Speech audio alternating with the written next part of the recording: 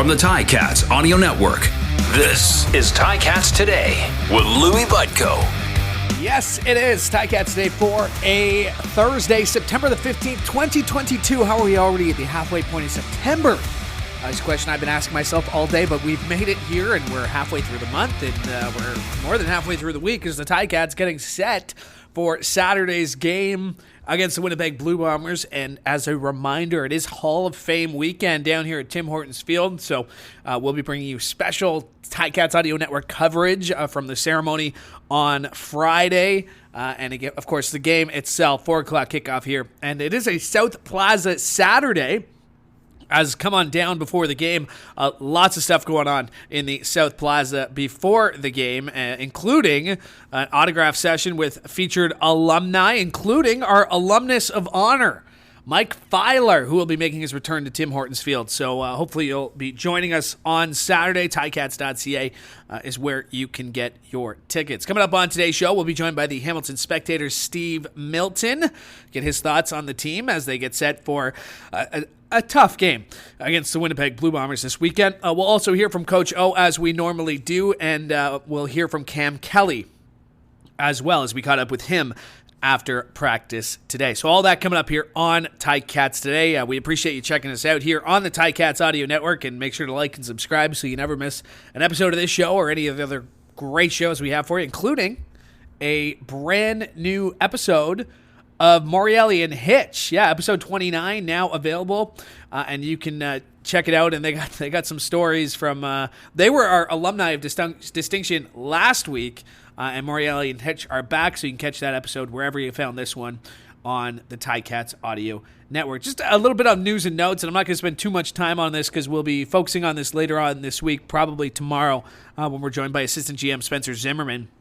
But each team in the league has released 10 names off their negotiation list, and you can check those out by going to CFL.ca or Ticats.ca. But we'll get more into that later on this week, probably tomorrow, when Spencer Zimmerman, Assistant GM, likely joins the show here on Ticats Today. In the meantime, let's hear from the head coach and president of football operations. That's Orlando Steinauer. Had a chance to catch up with him after practice today. Here's what he had to say. There'll be a few changes. We're anticipating. We're still waiting to see how people feel after practice today. There was a feel-out period for a couple of players, and so we'll go from there. But I would anticipate at least a couple of changes to our lineup.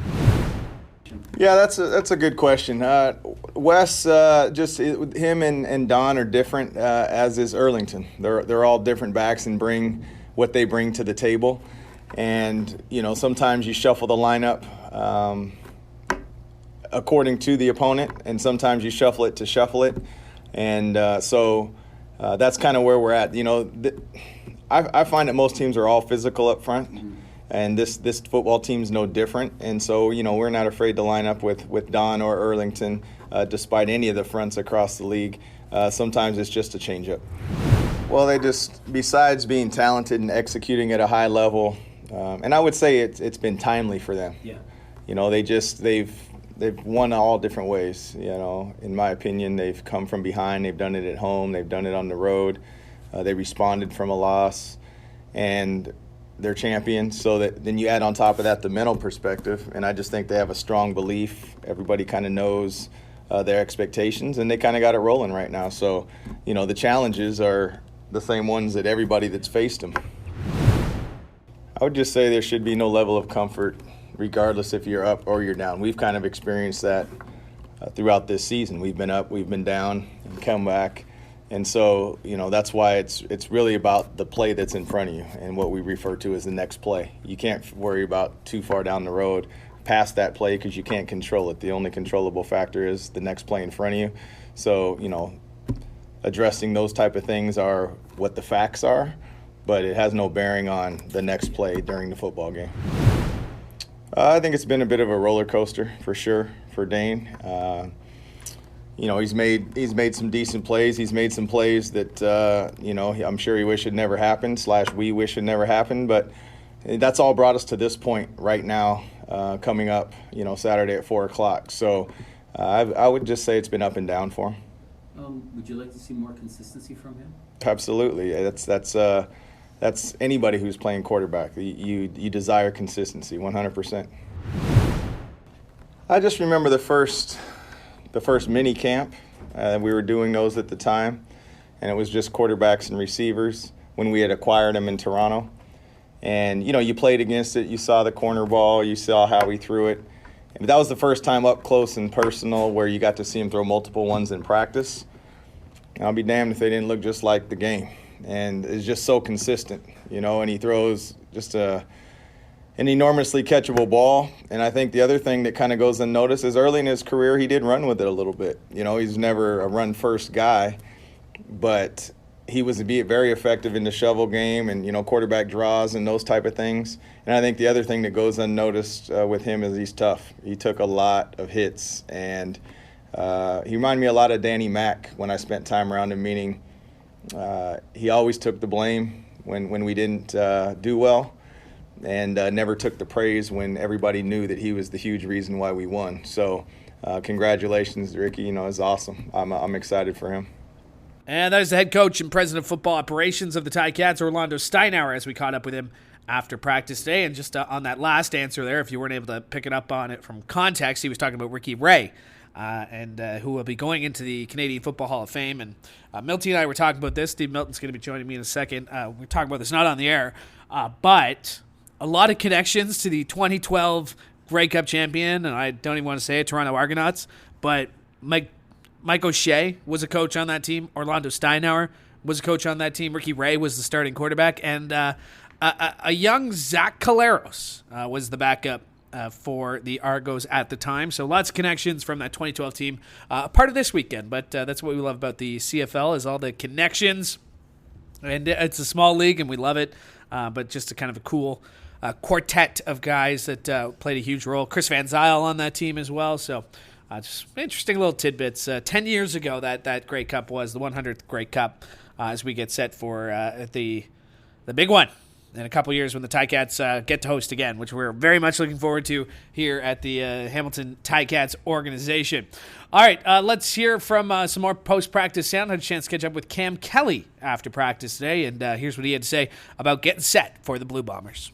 I mean, we're excited for this week. Whoever we would have to play coming out of the bye week, we'd be ready to get back at it. But, with them having a good record and, them just being one of the top teams in the league right now, we're excited to definitely be able to play them.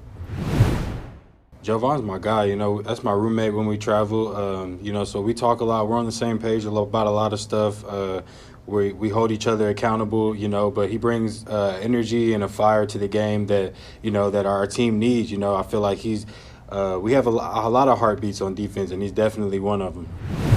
Just trying to learn as much as possible, try and be a sponge, just try and ask a lot of questions, based off of what they see, because the field's so big, everybody's going to see a bunch of different things, so once I hear their perspective on how they see stuff, it just helps me learn how to play stuff.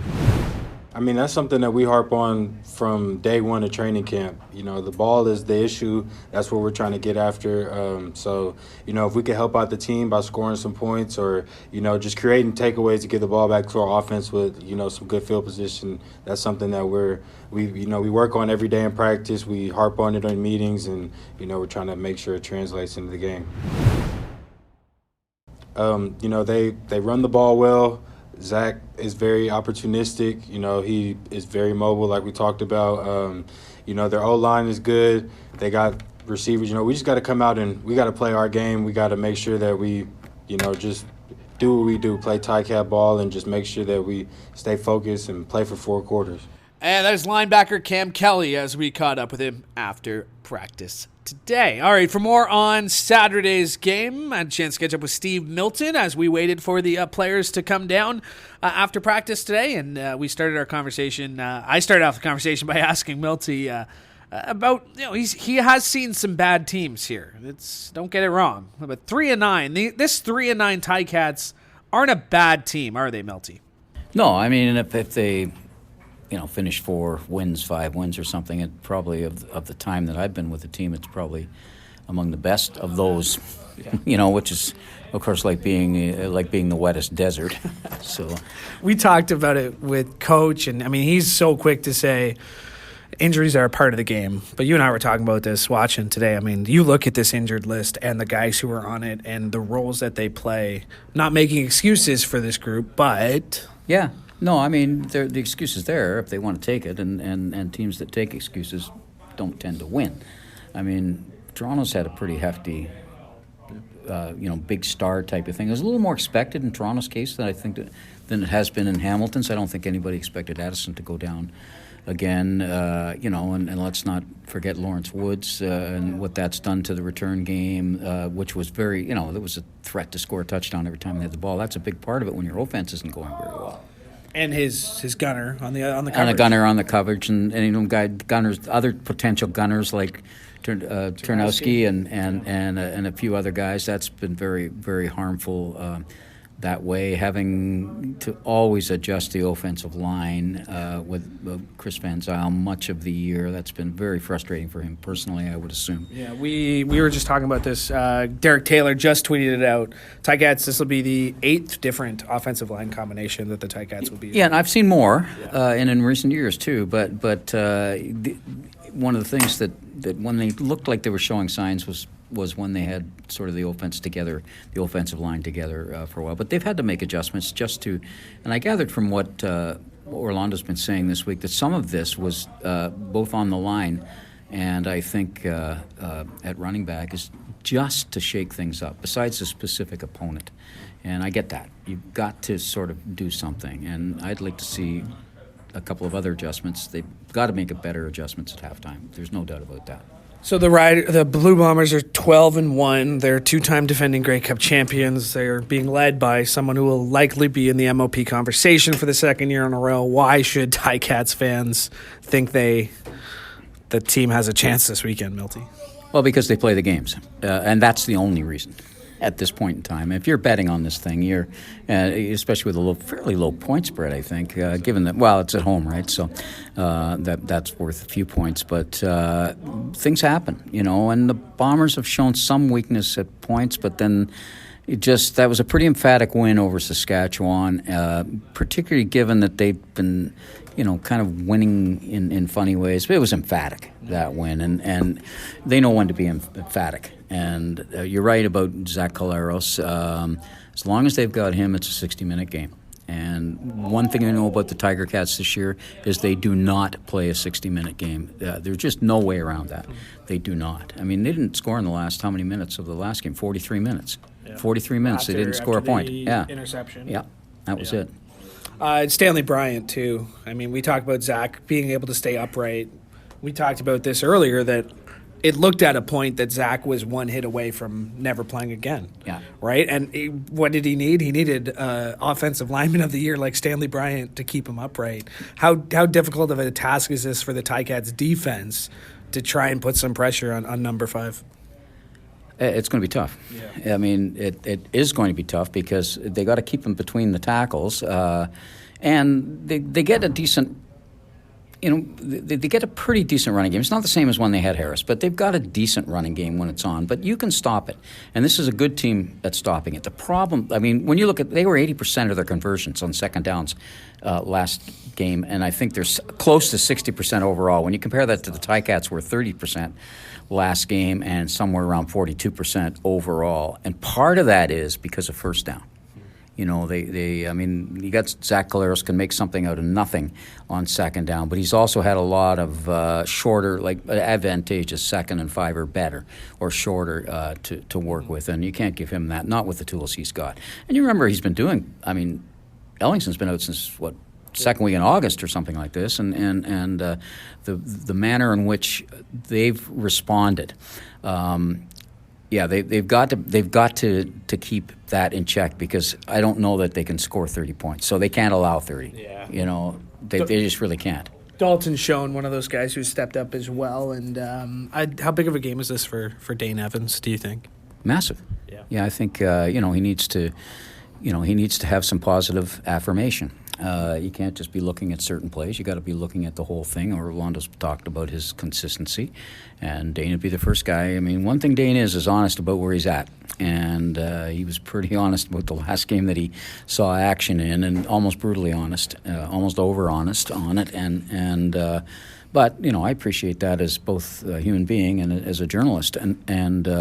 But it's pretty important. He's got to get rid of that ball quickly. He needs some help. I think that's why Wes Hills is in there to give him a little more protection. He's a little bigger than some of the other guys. Allows him to go with a 2-back set. They're going to try, obviously. They don't show you everything in practice, but they're going to try, obviously, all of those things that counter the hard rush. This is what you want to do, is because I don't know if Brandon Alexander's going to be back playing all-star safety, but if he is or isn't, it'll be his first game. They've got somebody starting at cornerback for the first time. They've had other people that are inexperienced back there, but it hasn't made as much difference to the Bombers because A, they're well coached, but B, because of the pressure they get from the front six, the 2 tight linebackers and the front 4. If you can get him a little time, if you get Dane a little bit of time, you might be able to probe that secondary a little bit, because Hamilton downfield deep has not been good.